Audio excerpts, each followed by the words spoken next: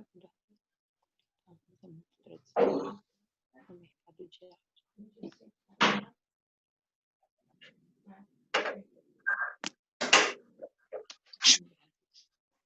E a restauração vem quando irmão. Cada vez mais complexo. Nice. Beautiful.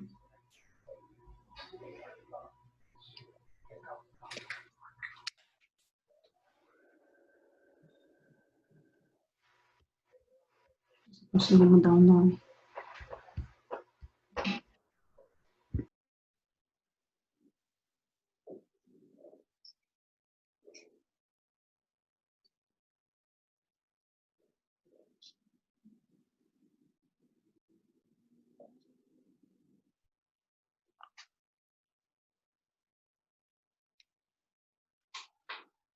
Oi, Profo!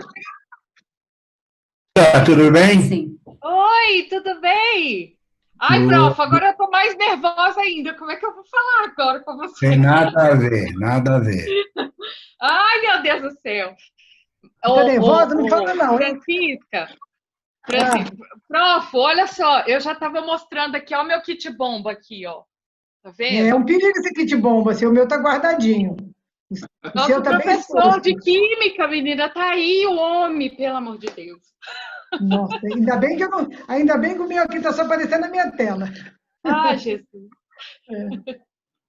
Mas legal, muito bacana. Bem-vindo, querido. Obrigado, obrigado, valeu.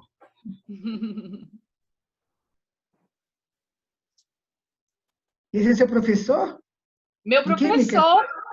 Ai, mas química, você tá vendo? tá cheio de Como a professores Josi, simpáticos. menina, a Josi é um perigo, essa mulher.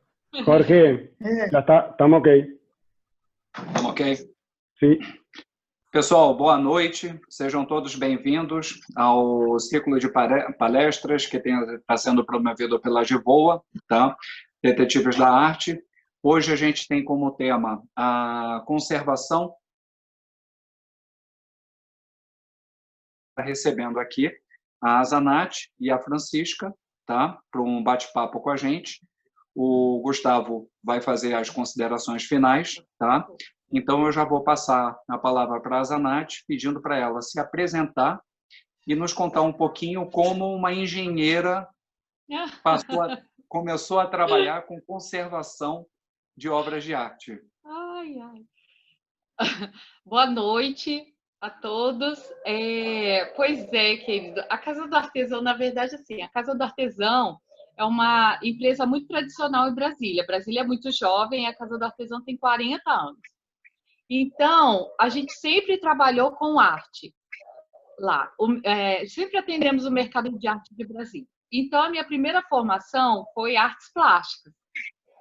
Aí, depois, por percalços da vida, assim, eu queria mudar de profissão. Eu queria a vida toda mexendo com arte. Eu falei, não, eu quero ser outra pessoa. Aí eu fui fazer engenharia civil. Mas a arte é apaixonante, né? Então, não teve jeito. Eu voltei para esse viés da arte, voltei para o mundo das artes. Aí fiz conservação e restauro. E hoje eu estou me formando, fazendo a pós-graduação, que agora foi prorrogada para o fim do ano. Nós vamos nos formar no fim do ano em análise e perícia de obra de arte. Então, a engenheira trabalha intensamente com obras de arte. Legal, Aí, obrigado. Obrigada. Não, desculpa. Não, deu certo, é isso. Tá bom. Francisca, seja bem-vinda. Eu queria que você te peço para você se apresentar e contar um pouquinho como uma administradora de empresas trabalha hoje com conservação de obras de arte. Pois bem, eu acho que está assim desde os primórdios, vamos dizer. Com 10 anos eu fui para o colégio de freiras. Nessa época já se usava-se aulas de esterilidade, aula de arte, aulas de trabalhos manuais, né? E eu fui pegando amor àquilo. Em 1970, mudei para São Paulo e, recém-casada, marido não deixava trabalhar, eu fui fazer cursos. Todos os cursos de pintura que aparecia, eu ia fazer. Bom, Depois eu mudei para o interior de São Paulo, que também continuei fazendo o trabalho, e aí eu fui ter aula de pintura em porcelana. E a pintura de porcelana, ela é muito assim, delicada, né? E eu falei, eu acho que eu não levo jeito para esse tipo de trabalho. Mas eu mesmo assim ainda insistia. Sei que 3 anos depois, de aluna, eu passei a ser professora no interior de São Paulo. Em 87, quando eu cheguei aqui em Brasília, aí sim, aí o meu horizonte cresceu mais. E eu procurei um instituto chamado Instituto Santa Marcelina, em São Paulo, inclusive tem o Colégio Faculdade Santa Marcelina. E as irmãs têm assim, um trabalho maravilhoso, elas fazem várias técnicas de pintura, de barroca, uma pintura de veneziano, então todas essas pinturas arte sacra. E nesse momento, o meu marido adoeceu e eu estava no hospital. E uma noite eu vi um santo, um São Camilo de Leles, lindo, lindo, lindo, no postinho da enfermagem. E aí eu falei para a enfermeira assim, por que esse santo está tão quebradinho assim? Aí ela disse assim, um dia eu gostaria que alguém restaurasse para mim. Eu falei, mas então eu vou fazer um trato com São Camilo de Leles. Eu estou lá nas Irmãs Marcelinas, e com a ajuda das irmãs eu vou tentar restaurar esse santo. E lá não é uma aula, não há um curso de restauro, é um curso, vamos, de pintura, né? Mas há, vamos dizer, anos atrás, então a coisa não tinha o mesmo parecer que hoje. E eu fiz o trato com São Francisco, São Camilo de Leles. Conserta meu marido que eu conserto o senhor. E o trato foi feito e ele consertou meu marido viveu muito tempo, graças a Deus. Né? E ali eu comecei a crescer mais, né? Fiquei muito feliz com o santo. Depois, no mesma escola que a Zanatti estudou, de artes visuais, eu também estudei, e lá aprendi outras técnicas. Então, o horizonte de bagagem foi muito grande, que aí eu fui fazer aquarela, fui fazer pastel, cavalete, e por aí vai. Então, e por último, foi mosaico. Nesse curso de mosaico, eu conheci uma restauradora que estava fazendo um curso de restauro, e eu digo, olha, a minha profissão eu achei, agora eu quero ser restauradora. E aí eu fui fazer faculdade, aí fui fazer a minha especialização, fiz mestrado, toda essa área. E eu, desde 2011, eu tenho meu ateliê aqui, né? Então, o meu ateliê hoje está mais parado devido às pandemias, mas o meu trabalho aqui é voltado também para papel, né? Nós temos uma área boa de papel, temos máquinas para fazer toda... Alô? Oi, eu estou aqui. Está ouvindo? Uhum. Nós temos aqui uma máquina de planificação para planificar o papel. Nós temos a MOP, uma máquina que ela lembra muito uma máquina de lavar roupa, mas ela preenche todos vamos dizer, os perfuros que tem, todos os buraquinhos, as lacunas, vamos dizer assim, que o papel apresenta, né? Se tiver necessidade de banhos e tudo mais. Mas também fazemos restauração em esculturas sacras, né? Então nós temos uma amplitude grande, tá? Então esse é o meu mundo da arte, meu mundo do restauro. Gente, a entrevista de hoje, ela é basicamente as mesmas perguntas para vocês, tá? Então, eu vou começar sempre pela Zanatti, passando a palavra. Mas, Zanatti, qual a importância do trabalho de conservação de obras de arte?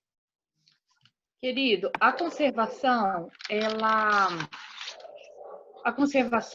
são as medidas preventivas e periódicas para manter a peça saudável.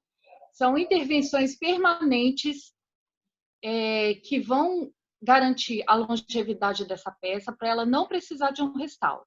Quando a gente fala de restauração, a gente está falando de quando a peça já entrou em colapso. Restabelecer o que foi perdido, reaver o que não existe mais, reconstituir. Então, todas essas são ordens de que a peça já perdeu. E o que se perdeu para reverter a reversibilidade, como é que você consegue voltar ao original elementos que não existem mais, entendeu? Então, a conservação ela é determinante. A gente conserva, trata dessa peça, observa, vai manter essa peça saudável e íntegra para ela não precisar de procedimento de restauração.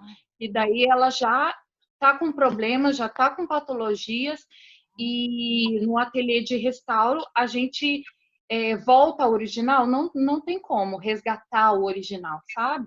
Por quê? Porque ela já entrou em colapso. Então, a gente mantém a conservação, a gente fala muito de restauro, mas antes da restauração, a conservação é determinante, eu considero que seja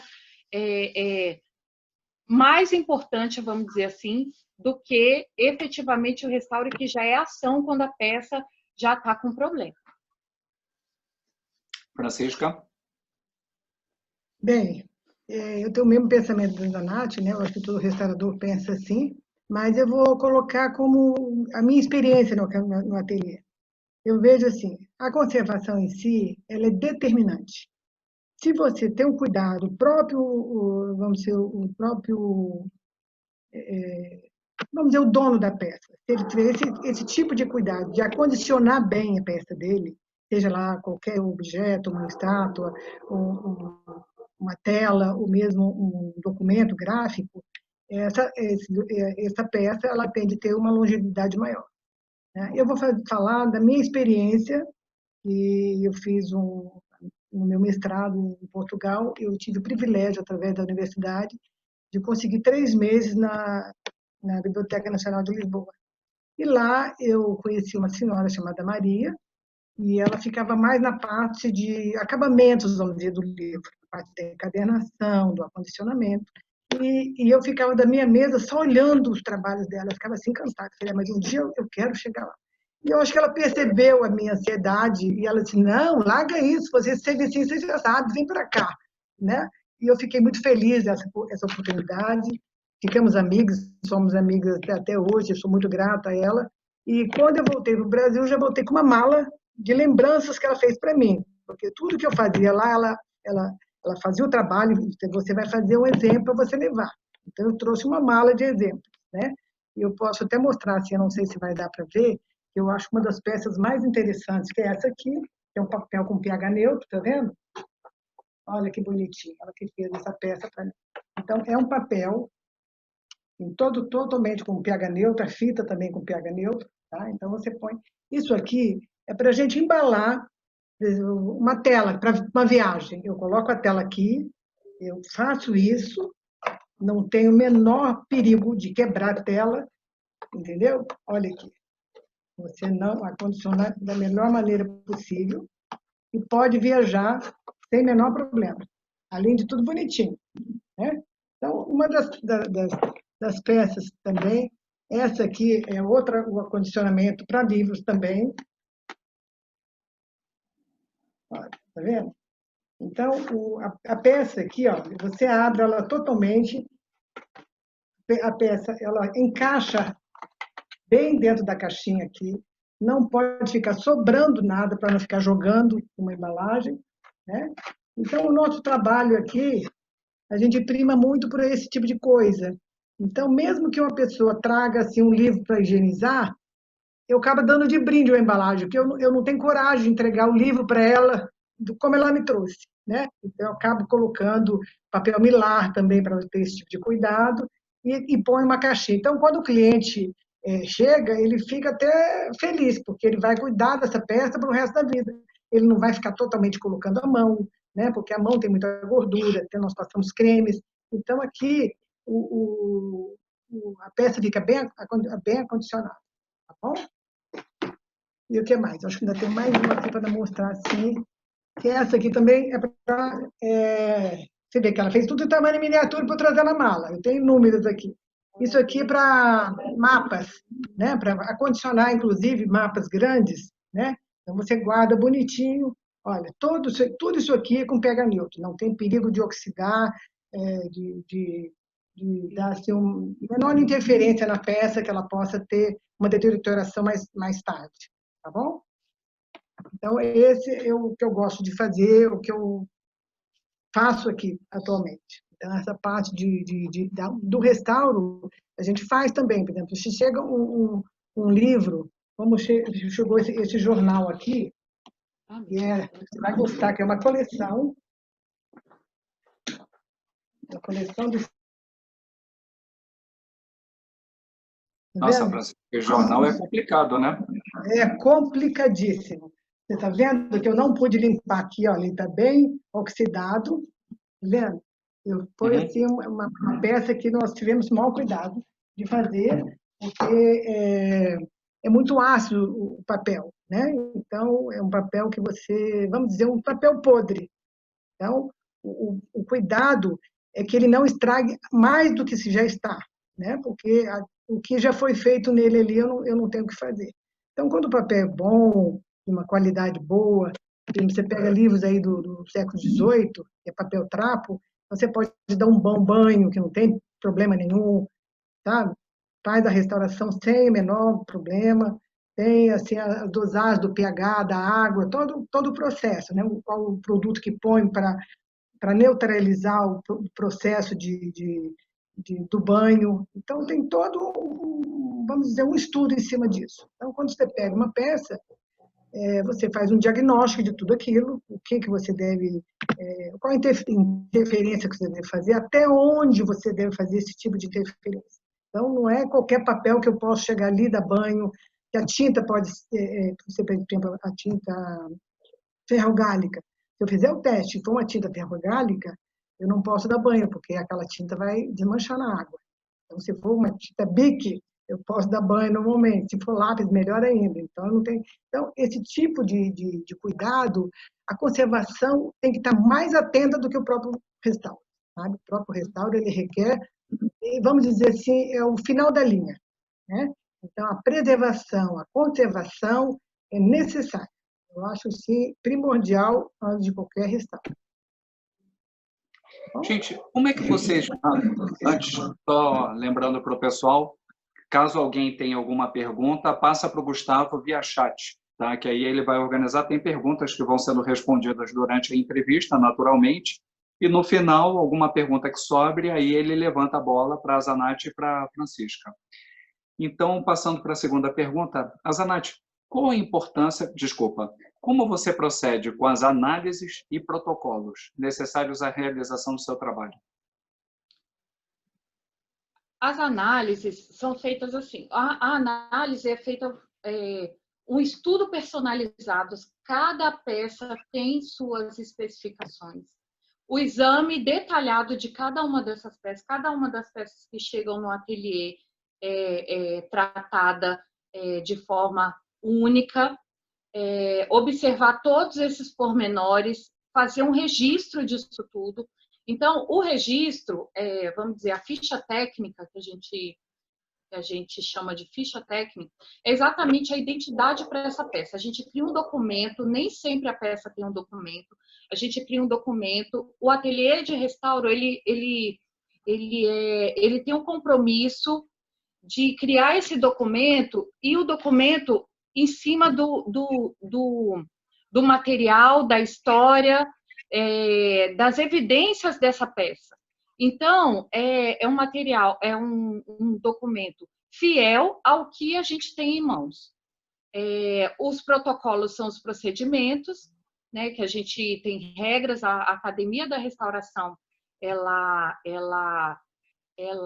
determina, né, regras, são pilares. A restauração tem muitos pilares, e ser menos invasivo, materiais compatíveis, a reversibilidade, a mínima intervenção, tudo isso são procedimentos acadêmicos que a restauração dita para esse protocolo, para essa intervenção em cima de uma peça. Então, a gente cria o documento através da análise, né, inclusive fotográfico, antes e depois, o tempo todo, cada detalhe, cada passo que a gente vai andando com essa peça, a gente vai registrando tudo isso e criando um documento para essa peça. As intervenções nesse tipo de trabalho de criar o documento, elas são a cada momento a peça vai dando a resposta para a gente. Isso é impressionante, assim, o restaurador ele vai entender exatamente o que eu estou dizendo. A peça vai respondendo ao processo e ela vai dando indícios de que aquele processo está adequado ou não. E se não estiver, fazer um novo diagnóstico, uma nova análise, um novo protocolo para um outro tipo de intervenção. Então, a gente vai... É um diálogo que a gente faz com as peças, de limite, a gente tem uma linha fina de que a gente não pode extrapolar essa linha para não danificar a obra de arte, para não danificar o objeto. Então, essa análise é feita e depois as medidas, a tomada de decisão, a partir dessa análise, vai caminhando à medida que o trabalho, a resposta da peça vai sendo positiva para o profissional. Mas, Zanetti, me tira só uma dúvida. Você tem uma sequência certa ou cada peça tem uma história? Não, cada peça tem uma história, mas, assim, levantamento, essa análise, levantamento fotográfico, aí depois a gente vai fazer testes, vários tipos de testes, por exemplo, sujidade, consolidação, a gente já vai para a sujidade, aí vai teste de solvência, o limite do nosso ateliê aqui para remoção química é a pátina do tempo nessa peça. Então, a peça, a restauração não tem a intenção de deixar a peça nova, ela tem a intenção de deixar a peça saudável. Então, o nosso limite de intervenção aqui no ateliê é a pátina do tempo. Então, quando a gente faz esse teste, que a peça responde de uma forma suave, a gente vai removendo aos poucos, até ela ficar aquela penumbra do tempo, sabe? Aquelas marcas do tempo, a gente deixa isso evidente na peça depois de higienizada, é o limite de intervenção. E cada uma delas tem um protocolo.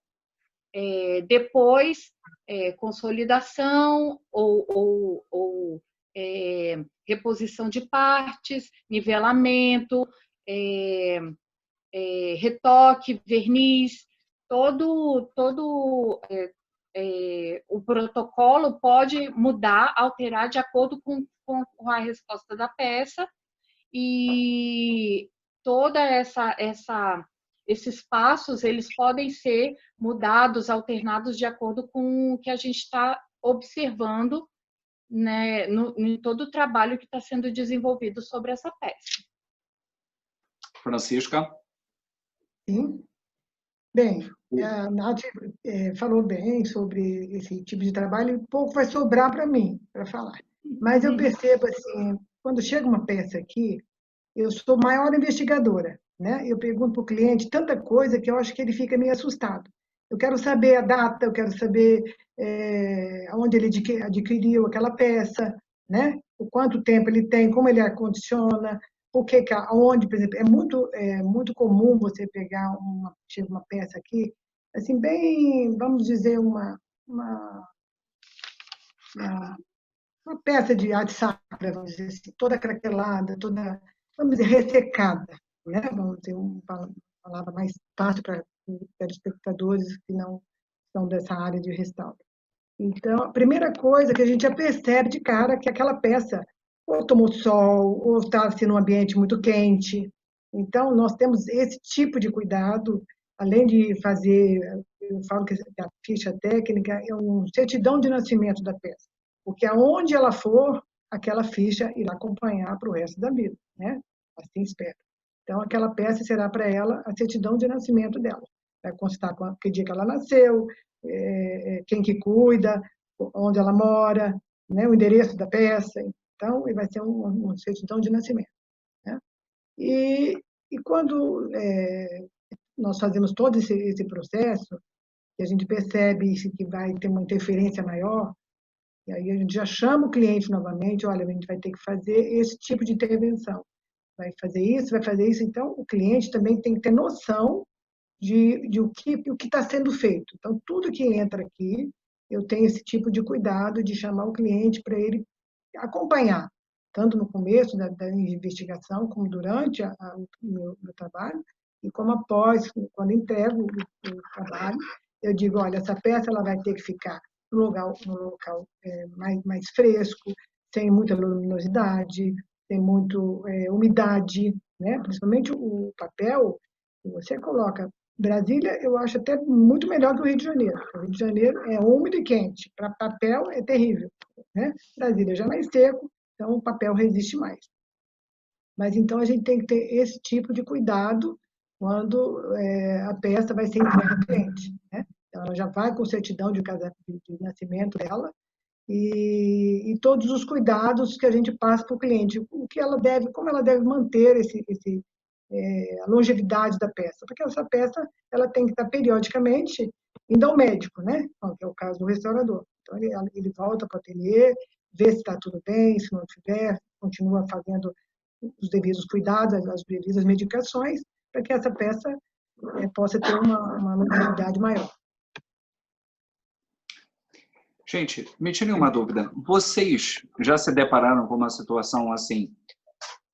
Um cliente procurou vocês para fazer um trabalho de conservação, de restauração.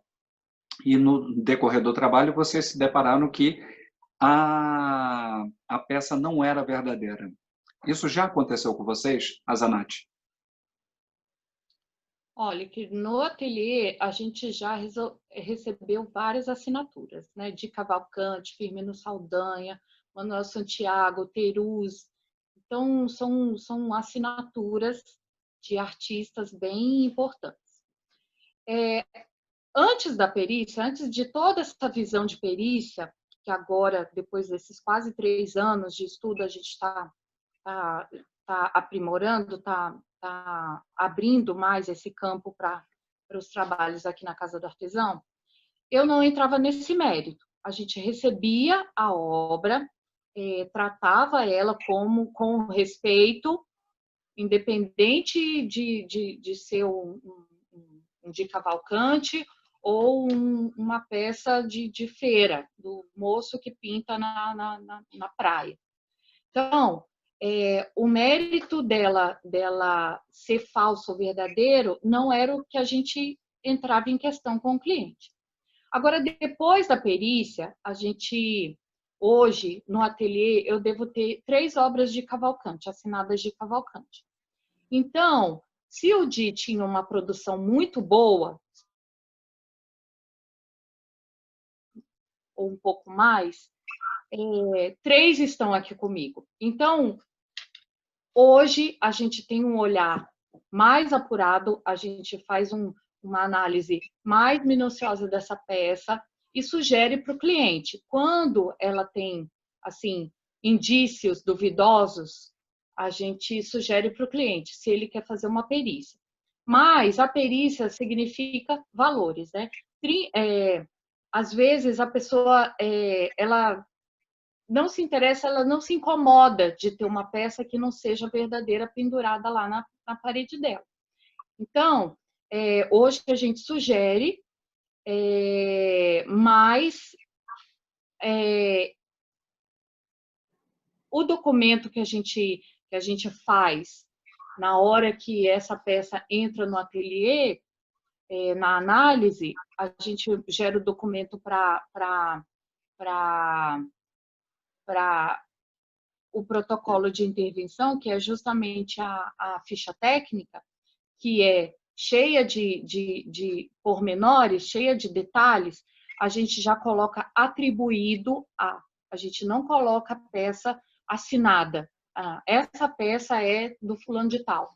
Por quê? Porque a pessoa vai gerar, a gente vai acabar gerando um documento para essa peça, se ela não for verdadeira, entendeu? Então, assim, muitas assinaturas já entraram aqui no nosso ateliê, continuam entrando, mas hoje a gente tem o cuidado de colocar atribuído a, que dá abre um respaldo, né, para o ateliê de restauro que está emitindo um documento dizendo que essa obra tem a assinatura desse artista. Francisca? Bem, eu sou conservadora e restauradora, não sou perita. Apesar que eu fiz uma matéria na universidade de peritagem, tenho uma noção, mas meu trabalho é conservar, preservar e restaurar. Então, essa parte vamos dizer, de pormenores, eu acho que seria um segundo capítulo, vamos dizer assim. Já me deparei, me lembrei agora, há uns anos atrás, eu recebi uma obra, e a pessoa, é uma obra que estava até no quintal da casa dela, na garagem da casa. E ela disse, será que é desse artista, de Silva, uma parte do Nordeste, né? E eu digo, olha, eu não conheço, eu não tenho certeza para dar esse parecer para você. Então, eu vou fazer o que eu tenho que fazer, eu vou te dizer qual o procedimento que você vai ter futuramente com essa peça. Agora, a autenticidade, eu não tenho esse trabalho. Então, esse trabalho seria para uma pessoa mais especializada, que é o caso do perito, né? Eu posso ajudar alguma coisa, né? Saber os materiais, como já lhe disse, essa experiência de vida que eu tive, de várias técnicas que eu aprendi. Então, eu sei se ela é uma aquarela, eu sei se é um pastel, eu sei se é uma serigrafia. Então, tudo isso é muito familiar para mim. Agora, a autenticidade do artista ainda não. Eu posso até vir a aprender futuramente uma coisa assim mais técnica, mas eu não sou a pessoa indicada a dar um diagnóstico tão concreto. Perfeito. Pessoal, oi? Alô? Tá, eu acho que é um eco que está dando aqui que me enganou um pouquinho. Eu estou passando agora para o Gustavo, para ele fazer as considerações finais. O Gustavo, o pessoal já conhece, é o perito de arte e é o diretor da Givoa, tá? E aí ele vai estar fazendo as considerações finais agora. Gustavo. Boa noite a todos. Obrigado pela participação. Obrigado, Jorge, Francisca, Zanachi e tantas pessoas conhecidas que estão assistindo. Eu tenho certa inveja do restauro e da conservação, porque o cliente quase sempre fica contente, quase sempre fica feliz, né? No nosso caso, os peritos, ele tem que pagar ainda quando a obra é falsa. E aí isso nem sempre é garantia de satisfação, né, para o cliente.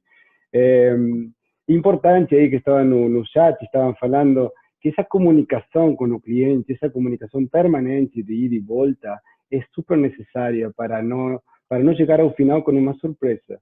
E aí eu sempre trabalho em conjunto com restauradores. Tive esta maravilhosa experiência de ter na turma estes 3 anos a Zanachi, que é restauradora de profissão, e ela conseguiu compartilhar com o resto da turma, que são mais do mundo da museologia, e no meu caso de peritagem, todo este olhar do restaurador, e esse olhar novo, que imagino depois de Zanachi você vai falar essa experiência desse novo olhar a partir de fazer um curso de especialização. Mas eu queria, a ordem dos estudos, eu acho que a conservação e a restauração e a peritagem utilizam quase as mesmas ferramentas, se nutrem dos mesmos protocolos, o único que muda é a finalidade. Aí deixaram claro que a finalidade é conservar, preservar e manter essa peça, e nós, sempre que trabalhamos sobre uma peça, sempre está em jogo ou a autenticidade ou a datação, ok? E como vocês, a peça quando chega ao perito, essa peça já tem problema, já vem com problema, né? Se a peça não tem problema nenhum, essa peça é vendida e não precisa de peritagem nenhum, e se tem a famosa documentação, que isso é outro assunto. Aí, uma experiência pessoal que eu atravessei com uma fundação que tive que trabalhar, a Fundação rejeitou uma certificação para um cliente, mas rejeitou temporalmente a fundação de um artista latino-americano importante, Leon Ferrari. Ele falou, ok, não temos registro na nossa fundação dessas obras, mas entendendo como algumas fundações e núcleos de pesquisa têm passado e têm atravessado problemas, processos, né, por não poder justificar a sua decisão, a fundação falou, se você, ao cliente, né, se você contratar um perito, de acordo com o que o perito concluir, a gente aceita ou discute novamente, porque nós não temos esse registro, mas podem ser obras que não estejam registradas e não temos documentação. Na experiência pessoal foi chegar a ver as obras depois de muita pesquisa junto à restauradora, conservadora e restauradora da fundação, né? Um trabalho muito bacana, um trabalho habitual, né? Peritagem com o restaurador conservador. E muitas coisas que ela falava por ter conhecido o artista e ter trabalhado com o artista, ela falava, Gustavo, o Leão de jeito nenhum teria feito isso. O Leão de jeito nenhum deixava inacabada esta parte. E minha pergunta para ela é como posso confirmar e provar isso, porque minha função é provar coisas, não me basear em uma opinião ou em uma coisa óbvia que tem a ver com a técnica, né? E aí, juntos, ela tentou me aportar e acabamos concluindo, essas 3 obras eram falsas, mas às vezes o olhar do conservador-restaurador nem mexe na autenticidade, porque não é a finalidade. Mas muito bom o que a Sanati falou, porque muitos laudos bem feitos de restauração são utilizados no mercado para falar da autenticidade, sem o conhecimento do próprio restaurador e conservador. Então, aí sempre ficar alerta, né? Que às vezes a palavra atribuído em uma ficha técnica faz toda a diferença. E com respeito à obra assinada, sabemos que a quantidade de artistas que não assinam obras, e muitas vezes se procura alguém que tenha conhecimento para assinar sobre a obra, para ver se essa obra vale mais no mercado. Então, acho que temos que dialogar mais, temos que dialogar muito mais. Temos experiência dentro do curso com, aqui está o professor José Wilson, químico, né? Dialogar mais entre o químico, o restaurador, o perito, o historiador da arte, porque são esses 3 eixos que acho que compartilha a profissão do conservador-restaurador, que é o eixo material, o eixo técnico e o eixo estilístico, né? Por si sozinho não resolve um assunto de autenticidade. E aí é o perito que, no caso, lidera uma pesquisa que envolve outros profissionais. Essa é a minha intenção, de deixar sempre claro que a peritagem acadêmica é interdisciplinar, é multidisciplinar, e cada um dos profissionais tem que dar a seu parecer técnico, e no caso ele formará parte do laudo final. E por último, para dar lugar a Sanati, para o que pensa, eu falava para o Jorge no início, a ideia de fazer este papo com restauradoras que estão no ateliê com clientes particulares é também falar dessa outra parte de conservação e restauração, que não é a parte do laboratório que pertence a uma grande instituição. E aí você falou, a Sanati, da ordem dos estudos, né? Que o Jorge perguntou pela ordem. E foi uma experiência muito boa semana passada com André Sánchez Ledesma, do Arte Lab Madrid, que ele é conservador-restaurador, mas também é dono de um laboratório muito grande, que trabalha para o Thyssen-Bornemisza e outros. Claro, ele, com o acesso à tecnologia, o primeiro protocolo é passar a obra pela tecnologia. E a partir do resultado dos aparelhos tecnológicos, aí desencadear outros procedimentos. Nós, na Latinoamérica, nós temos que virar um pouco e às vezes deixar a tecnologia quase para o último, por uma questão, acho, no meu caso, no nosso caso, questão de custo e questão de acesso ao laboratório. Aí, a Sanati, eu gostaria que você conte mais esta grande diferença de visão, né? A visão prévia e depois essa experiência de, eu tinha antes tirado essa etiqueta, ou eu teria tirado esse papelão de trás, e aí? A gente tem experiências, né, querido? Experiências juntos. Depois da perícia, a gente já tem feito alguns trabalhos, né, em parceria, restauração perícia, que a gente, na hora de o posicionamento em frente à obra de arte, né? Como é que a gente, hoje, a minha postura em frente a um objeto de arte, em frente à obra que chega no ateliê, é completamente diferente. Antes eu era a materialidade, né? A restauração vê muita materialidade da peça. Hoje, as análises que eu faço, junto também com essa visão de perícia, também vai na pincelada, na construção da peça, não apenas no suporte, pigmento e verniz, sabe? Remoção do verniz, não.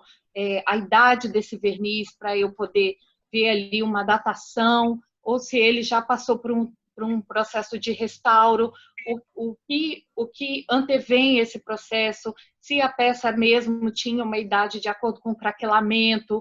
Então, o suporte, tipo de tecido, a amostra de tecido para saber se aquela peça tem um tecido sintético. Se tiver um tecido sintético, ela já não pode ser, a data dela já tem que ser de um período posterior. Então, assim, são detalhes que hoje eu estou mais atenta quando eu estou com uma peça nas minhas mãos.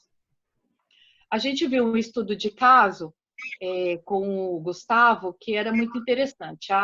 Quando ele abriu a peça, que ele viu ali a lateral, né, toda a lateral da peça, foi determinante para saber que essa peça não se tratava de um de Cavalcante, porque tinha uma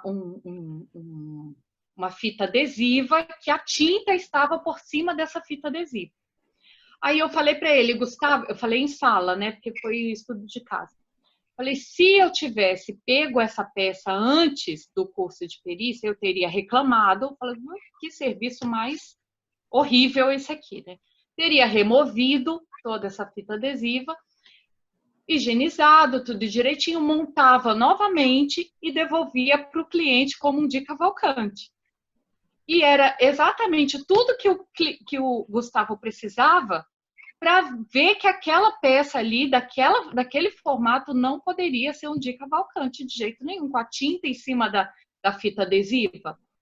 Entendeu? Então, hoje, o meu cuidado, a minha visão, a minha postura em frente à obra de arte é completamente diferente. Hoje, a minha leitura para as peças, minha leitura visual para a peça é diferente, com certeza. E uma pergunta para Jorge, para Francisca. Vocês sentem falta de acesso à tecnologia, de acesso ao laboratório? Sentem falta ou vocês conseguem, na conservação do ateliê, resolver todas as necessidades? Olha, como você falou, nós temos um ateliê pequeno, eu tenho um ateliê pequeno, aqui trabalhamos em 3, né? Nós temos a Márcia Severa, que você conhece, que é a minha parceira aqui do trabalho, e um outro senhor que nós falamos que ele pediu como se fosse um ajudante nosso. Mas ele falou, mas eu estou aposentado, eu queria um emprego. Eu falei, como que eu vou dar emprego para o senhor? Ele falou, eu quero fazer um estágio. Como eu tive a oportunidade de fazer estágio, eu fiquei muito feliz, então eu dou estágio a essa pessoa. Então é um ateliê pequeno, mas assim, na área do papel, nós temos uma máquina de planificação, né? Por exemplo, o papel chega todo desnivelado, ou mesmo a tela, a gente tem essa máquina para fazer isso. Nós temos a MOP, né, como já falei no começo da entrevista, mas assim, não é um ateliê de grande porte, né? Um ateliê que, se eu precisar de uma análise mais pormenorizada, eu tenho que procurar uma parceria com outro restaurador que possa me dar esse suporte. Viu? Mas eu acho que o tempo, e quanto mais produtos vai chegando, mais materiais novos que estão no mercado, eu acho os congressos, os próprios seminários e trocas de experiência com outros conservadores e restauradores, a gente acaba tendo assim um conhecimento grande. Então, às vezes, a peça chega aqui e só no olhar a gente já sabe o que tem que fazer, né? Então, às vezes não precisa nem fazer muito o teste. Ao passo que acontece também que muitas vezes a gente fala assim, nossa, é uma coisa tão simples que tem que fazer nessa peça. E quando eu abro tudo aquilo ali, aí eu falo, nossa, eu dei o valor errado, porque o cara vai me dar muito trabalho. Às vezes a gente subestima a peça. Então já aconteceu isso mesmo. Eu falei, nossa, mas isso aqui é rápido. Quando eu desmontei toda vamos dizer, o suporte, eu vi o tanto que ela ia me dar trabalho, né? Mas aí você já dá o preço para o cliente, e aí você acaba praticamente. Tem cliente que até aceita uma boa conversa, outros não. Então, depende do cliente, que eu vejo assim, que são mais maleáveis, eu até converso, outros deixo para lá e faço o meu trabalho com maior honestidade, como sempre fiz. Mas a Zanatti é minha grande parceira também. Vamos comentar aqui, né, Natinha? O ateliê de restauro da Casa da Fusão não faz papel.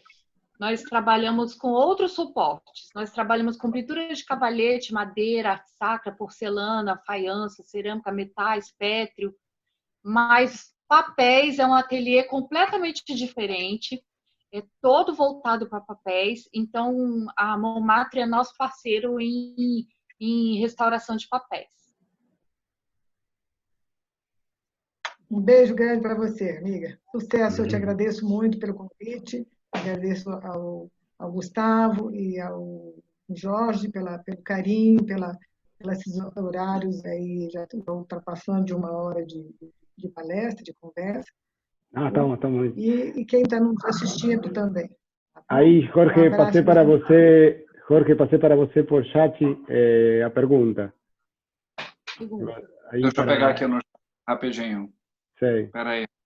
E se tem mais perguntas, façam aí pelo chat, que vamos aproveitar neste momentinho antes de finalizar. Vamos conversar.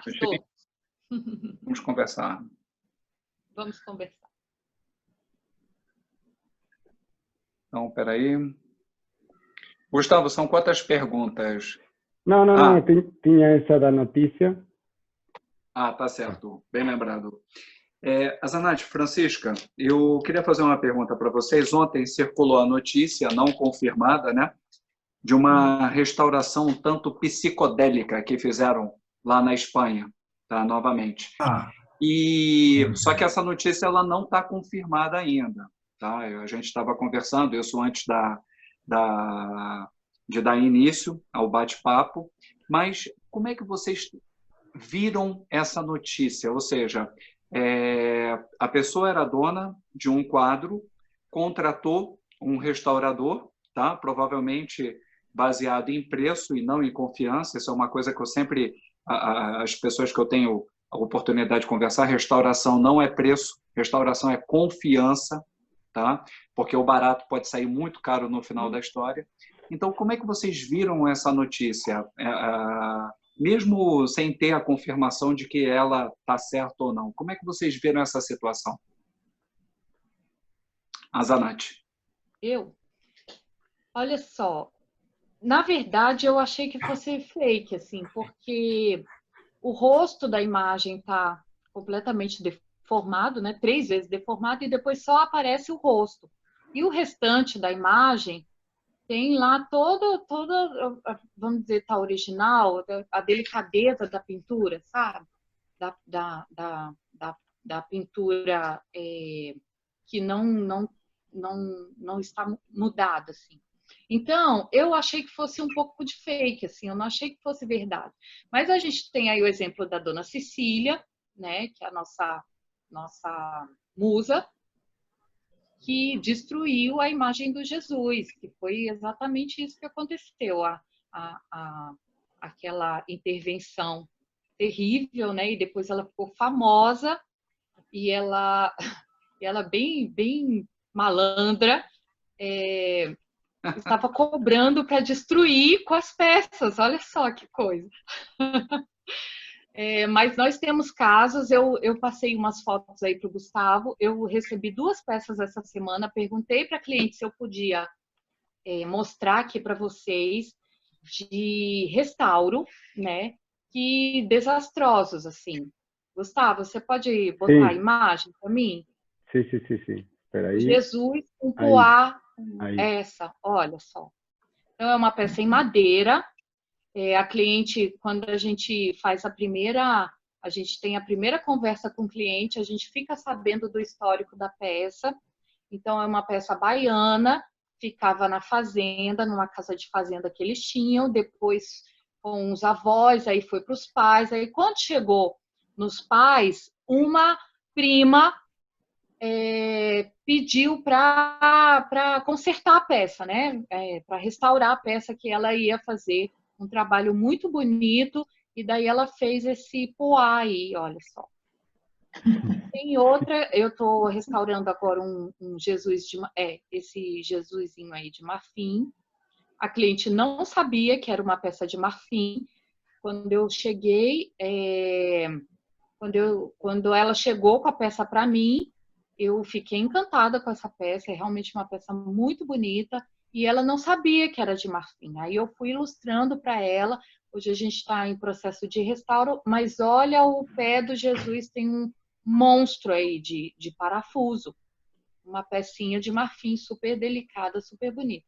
Então, diariamente nós recebemos peças que têm essas intervenções, sabe? E daí o que acontece? Qual é o limite?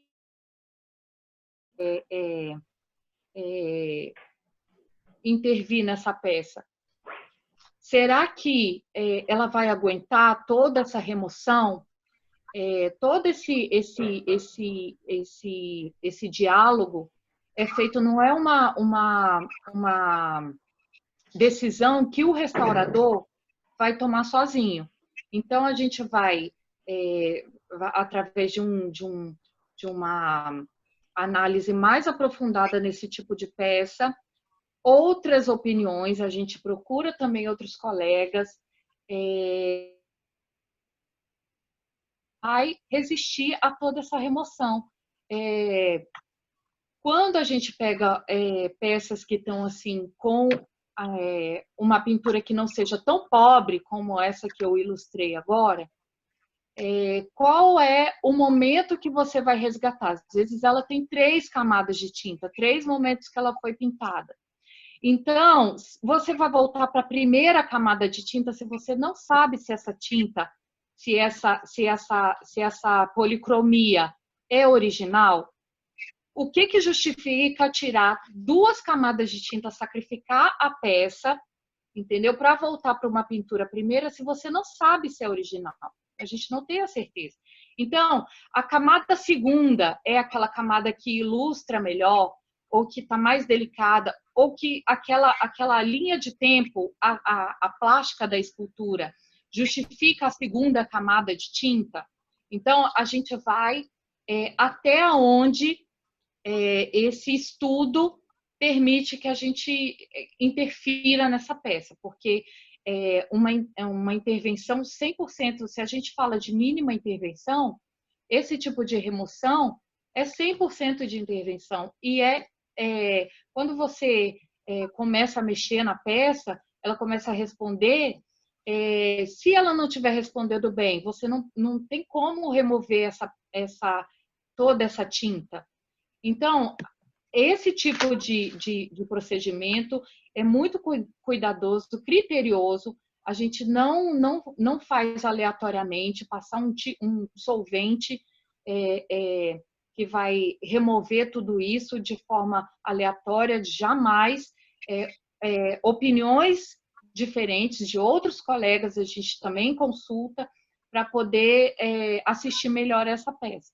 É uma decisão irresponsável pegar uma peça, fazer uma repintura para deixar a peça nova, ou remover essa peça para voltar para essa tinta, todas essas camadas de tinta, para voltar para uma pintura primeira, se você não sabe se a pintura primeira é original dessa peça. Então, é muito delicado, sabe? É um diálogo, assim, é todo um entendimento que precisa ser feito, todo um estudo que precisa ser feito em cima de uma intervenção dessa para a gente poder reverter. Francisca? Bem, como nós falamos sobre essa conversa, sobre o os mais recentes acontecimentos na Espanha, eu tenho acompanhado na internet alguns casos, e cada caso que eu acompanho, eu assusto, porque deforma totalmente a peça, né? Essa peça, que até eu fiz algumas anotações, ela deixou de ser Jesus, uma coroa de espinho, e passou a se chamar Egmont.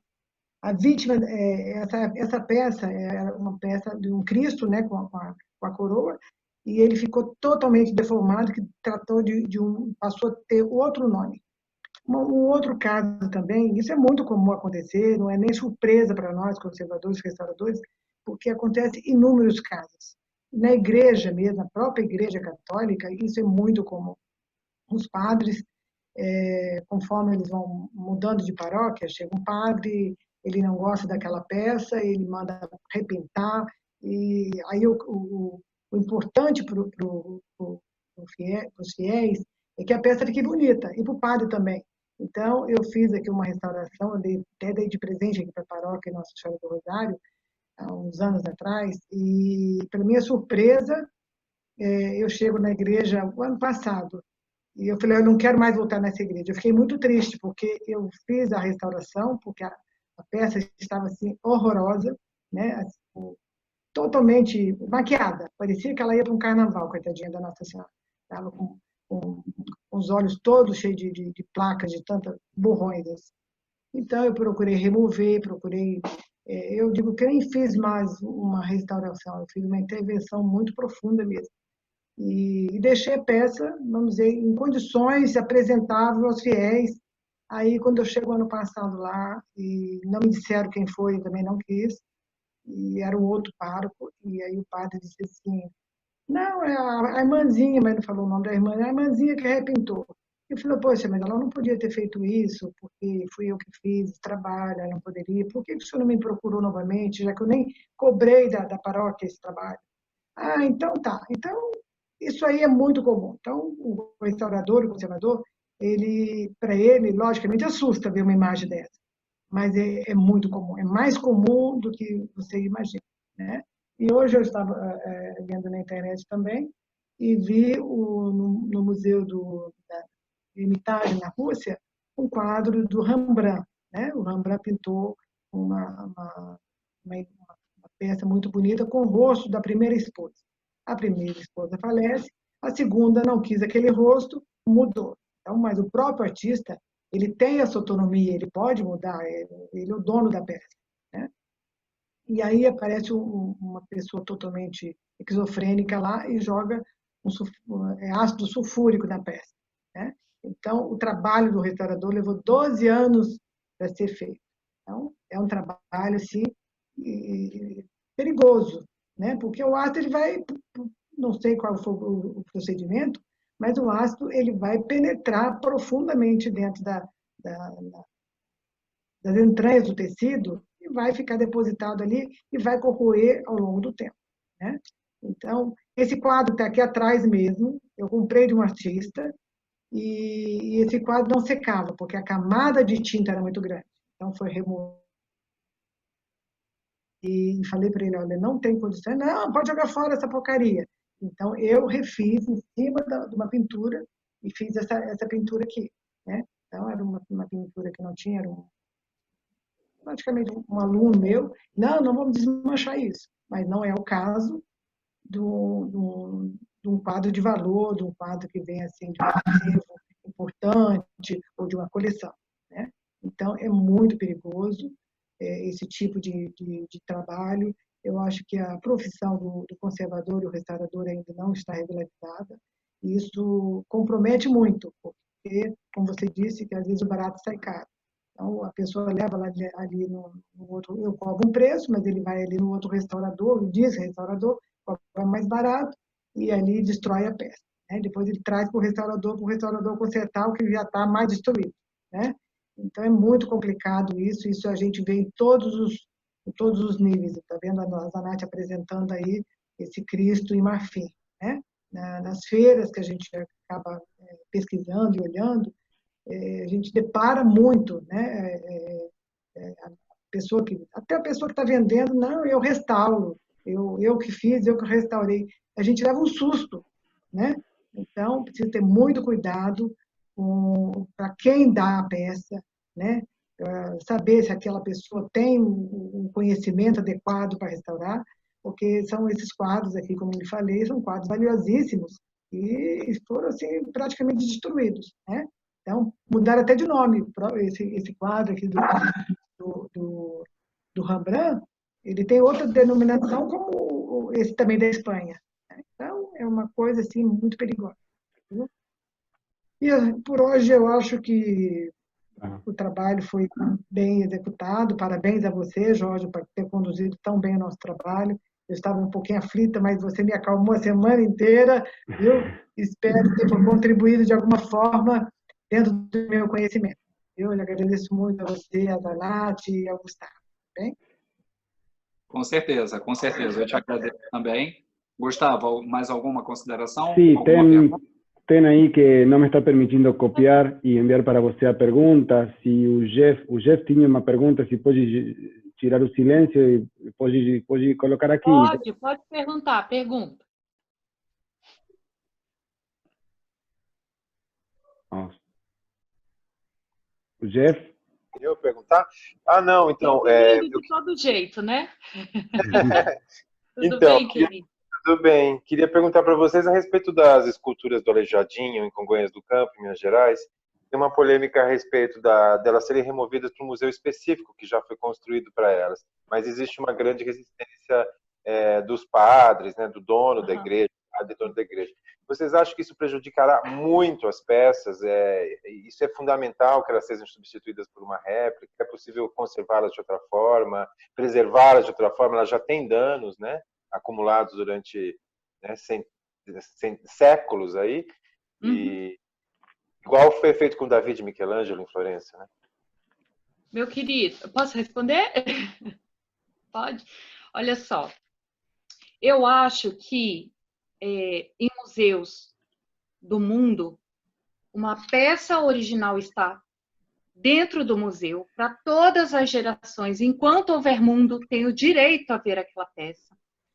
E tem uma réplica onde era o local de origem dessa peça. Então, assim, e as réplicas, elas vão sendo assistidas o tempo todo. Enquanto houver mundo, as pessoas têm direito a ver aquela peça, né? O que acontece com o Aleijadinho?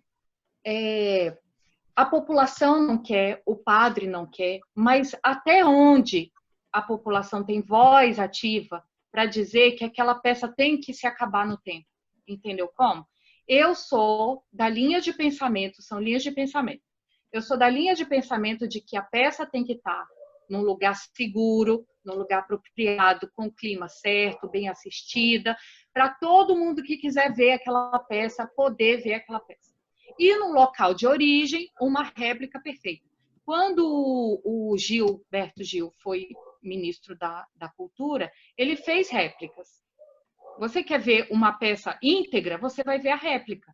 Está certo? Eu acho, a minha linha de pensamento é que você vai ver a réplica lá no tempo e você quer ver a peça íntegra, saudável, você vai dentro do museu e vai ver aquela peça, vai levar seus filhos, vai levar seus netos, vai levar todo mundo para poder contemplar o patrimônio que é de todos nós. Eu sou dessa linha de pensamento.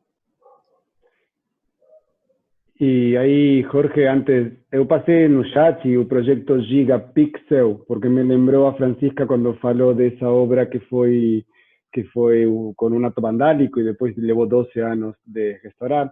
O projeto Gigapixel do Museu Reina Sofia, aí enviei o link, é um projeto incrível de restauração do Guernica.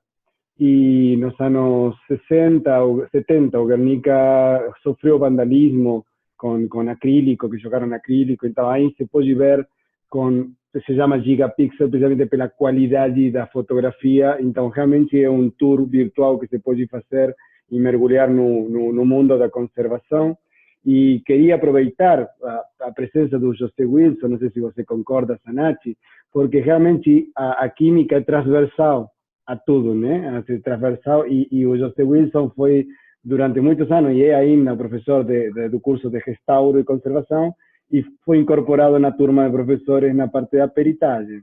E aí queria que ele fizesse alguma colocação sobre sua experiência em estes dois olhares, conservação por um lado e peritagem por outro? José. Boa noite, gente. Obrigado. Foi um prazer enorme estar com vocês. E veja só, esse tipo de estar presente no meio de vocês foi uma coisa que me deixou muito alegre, muito feliz e uma coisa que realmente me complementou, ok? As minhas alunas aí andam seguindo à risca as análises, eu fico muito feliz com isso, certo? Agora, veja só, é interessante esse tipo de coisa, é o sentimento do artista, certo? Mas, por outro lado, isso tem que ter, e hoje é possível ter, um embasamento técnico, certo? É aí que entra a química com todos as técnicas e tudo mais, certo? Isso é fundamental, ok? Mas realmente sem ter esse coração que vocês têm, sem ter esse conhecimento, e como a Zanáti falou, e como é sentir a pujança da pincelada do pintor, certo? Isso é importante, isso não está escrito em lugar nenhum, isso não é possível fazer análise de jeito nenhum. Isso daí está com vocês, dentro do coração, dentro do conhecimento, certo? Uma coisa que é importante, que é chamado arte, que é aquilo que a gente está, depois de muito tempo de ficar nessa química, como a gente chama, pétrea, ok? Agora nós estamos mais numa química mais de sentimento, que eu fico muito feliz com isso, ok? E meus parabéns a Francisca, a Zanáti, pelas respostas e pela condução que vocês estão tendo, e principalmente numa coisa que a gente precisa de cada vez mais urgentemente, que é aquilo chamado o restauro da nossa história, ok? Isso é muito importante, chega aqui ou em qualquer lugar no mundo, certo? Infelizmente, o tempo sempre ganha, certo? Do restauro, certo? Infelizmente, mas para isso a gente tem que ter essa vontade e esse poder que vocês têm em se parar esse tipo de coisa para que realmente outras gerações, nossos netos e os netos dos nossos netos possam conhecer muitas das obras que vocês têm à mão, ok? Eu agradeço a oportunidade. Eu não sei se foi isso, o professor, mas esse é o meu sentimento de estar com vocês. Muito obrigado. Jorge, já pode fechar? Sim, está. Não, gente, antes de encerrar, eu queria fazer uma pergunta para o Gustavo. Eu acho a pergunta super simples. Um tempo atrás, eu estava conversando com uma pessoa que trabalha com restauração, tá? E essa pessoa, ela, exatamente aquela pergunta que a gente colocou, que a gente fez para a Francisca e para a Zanáti. Só que agora, como eu estou conversando contigo, aí eu vou fazer uma segunda pergunta. Então, essa pessoa me diz o seguinte, que ela recebe trabalhos, que ela bate o olho, que ela sabe que o trabalho não é verdadeiro e o dono acha que é verdadeiro. E aí eu perguntei para essa pessoa, e o que você faz? E ela falou, Jorge, eu não toco no assunto, porque eu vou me aborrecer, entendeu? E eu posso ter algum problema na justiça, esse tipo de coisa. Então, ela tem como conduta, tá? Ela faz o trabalho dela, ela recebe a obra, ela avalia, vê que a obra não é verdadeira, ela não toca no assunto, ela executa o trabalho pelo qual ela foi contratada, entendeu? Então, a minha pergunta é, e a gente sabe que o Brasil realmente é um país complicado nesse sentido. Você levantar uma bola, vai arrumar um desgaste, pode arrumar um problema, que mesmo que não dê em nada, vai dar dor de cabeça. Então, a pergunta que eu queria te fazer é o seguinte, como é que você acha que, digamos assim, um conservador, um restaurador, quando se depara com essa situação, entendeu? Como é que ele deve conduzir de uma forma tranquila, tá? De uma forma a levar a informação, entendeu? Alertar sobre um problema, tá? Como é que você acha que o conservador, o restaurador pode fazer com isso? Tá, obrigado porque dá a possibilidade de aclarar. Aí a Sanati falava do laudo que você faz, um laudo de conservação e restauração, Francisca, com certeza exata de nascimento, né? Infelizmente, quando chegam a nós, as obras chegam sem quase nada, né? Ou seja, se teve uma restauração no passado, cadê o laudo? Cadê esse registro? Está muito bem que essa pessoa, se o fim é restaurar e conservar essa peça, não mexa no assunto autenticidade, ainda tendo dúvidas. Porque temos que aclarar uma coisa: possuir uma obra falsa não é um crime. O crime é tentar vender essa obra sendo ciente que ela é falsa. Então, o fato de uma pessoa possuir por uma herança uma obra que gostou, que toda a sua vida teve na sua parede e tem foto de criança com essa obra, é um sentimento com essa obra, e aí concordo com a Sanati que essa pessoa quer essa obra limpinha, linda, na casa. Agora, se devemos aprimorar esses laudos, se devemos aprimorar, deixar registro de tudo, eu sugiro, né, de tudo que o conservador está encontrando, e quando se entrega o trabalho, no nosso caso, para ser técnico ou uma peritagem, se entrega ao cliente, o cliente tem que assinar uma cópia, né? E ele é ciente, a partir desse momento, de toda essa informação. Se com todas essas dúvidas materiais que o conservador pode encontrar não concorda o material do ano atual, ou seja, o material que está na peça com o material dos anos 60, não concorda.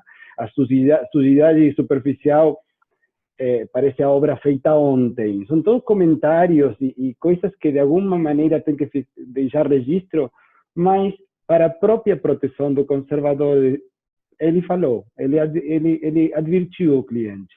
Agora, depois o que faz o cliente é um grande dilema, porque para nós também os peritos, eu informo o cliente que a obra dele é falsa, com tudo o que implica emocionalmente, né? E entrego o laudo e demais, e eu não posso controlar o que ele vai fazer com essa obra. O que a experiência fala é que normalmente a pessoa, quando é ciente disso, tenta se desfazer dessa peça, né? Tenta fazer circular ela. Mas, enquanto isso não seja público, aí fica o sigilo do profissional com o cliente e não temos obrigação nenhuma para falar. Com exceção de que no futuro, por isso a importância do registro e de segurar a informação que a gente compartilha com o cliente. No futuro, isso pode ser parte de um processo judicial.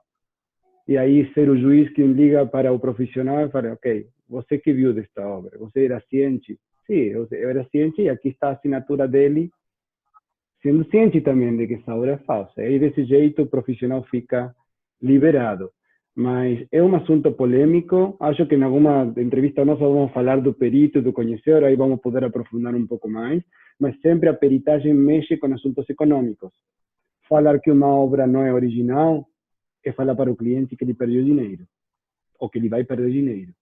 E isso fez que a peritagem quase sempre seja quase apagada da história, e sobretudo da história da arte, porque tem aí um assunto comercial no meio. Por isso nós temos que multiplicar as vozes e falar, e nós somos aliados do mercado, não somos contra o mercado. Claro, tem pessoas do mercado que sabem que estão vendendo falso, e aí isso é um problema ético já do comerciante. Mas eu não sei se consegui responder a tua pergunta, mas a ideia é sempre deixar registro do que a gente comunica para o cliente e que o cliente deixe assinado que ele é ciente disso. A partir daí, já é uma decisão dele como proprietário. Imagino que a Sanati e Francisca concordam com isso desde sua profissão, né? Tá. Era isso. Perfeito, então. Então, chegamos ao fim. Chegamos ao fim. Eu só quero dar uma... Alô, Jorge? Diga, Francisca. Olha, esse rapaz aí que falou com a Zanatti sobre as obras do Aleijadinho, eu queria só fechar um fechamento disso, porque eu tive um trabalho de estudo direto lá na peça, das imagens do Aleijadinho. E a própria historiadora, que foi a nossa professora, que foi fazer o trabalho de campo lá, nós tivemos um trabalho assim, muito polêmico entre os alunos e a própria professora. E porque as peças do Aleijadinho, se eles continuarem ali, as peças daqui uns milhares de anos, alguns anos, elas vão acabar no tempo, porque está tendo infiltração dentro da peça. Então, a chuva, os fungos, então tudo está sendo entrado dentro da peça. Não tem como você tirar aquilo ali, entendeu? Então, fora os, vamos dizer, o vandalismo, né, que as pessoas assinam, mandam lembranças, coraçãozinho, desenho, coraçãozinho nas peças. Então, eu concordo com a Zanátia, que é um assunto muito polêmico, e a parte jurídica, a parte política também, a parte da comunidade. Eu falo assim, como fosse porque eu sou mineira, então dói em mim ver destruindo aqui o meu patrimônio, né? Vamos dizer assim, apesar de ser brasileira, que pertence a todos nós. Mas ao meu estado, principalmente, eu acho que aquelas peças deveriam mesmo ir para um museu, né? Que a própria historiadora também é de acordo com isso, e colocar uma outra peça, uma réplica. Porque se estragar com o tempo, tudo bem. Mas ela, pelo menos, parar a deteriorização, porque ela vai continuar tendo, a cada ano, a cada chuva, a cada sol, ela vai continuar estragando lentamente. E daqui a alguns anos, talvez nem exista mais os nossos profetas tão famosos, os profetas do Aleijadinho.